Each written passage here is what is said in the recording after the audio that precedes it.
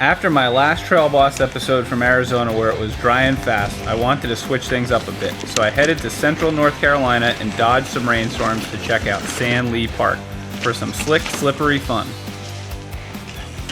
These rocks have zero traction, so you could either jump them completely or stay light and loose on your bike to allow the momentum to carry you over them.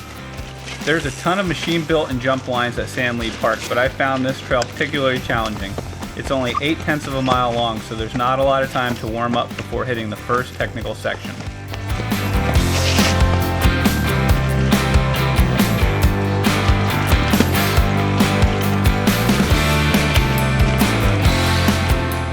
This section is called Dragon's Back. It's a spine of slick rocks. I try to ride the tops, and in the lower section I use the banks of the rocks to help make the hard right-hander. On the flats and slight climbs, I like to try to pedal as much as I can to keep my momentum going forward so I can plow over the rocks and just keep moving forward.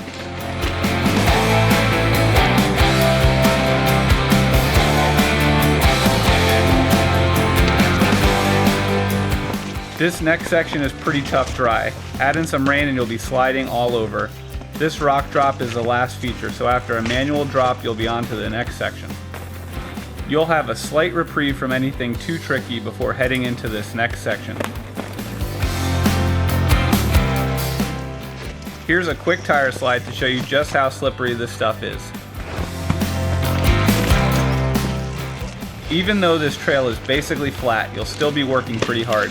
You can see the speed is super slow, but my heart rate is starting to climb. There's a rollover built on this next log, but I decided to just skip it. This next section is slightly downhill and off camber. Staying high at the start works best for me.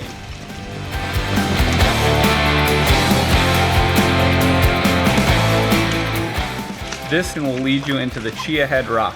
It's a pretty relentless rock garden, and even though it's flat, I'll drop my seat for extra clearance. This gives me extra room to float over the bike.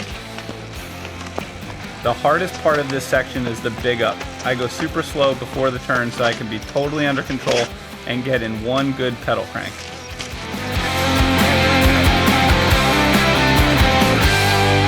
In this next section, the line to the rider's left is the most challenging. I try to stay on these rocks as long as possible. There's a few more rocks to pinball through, but you're about to start looping back towards the start.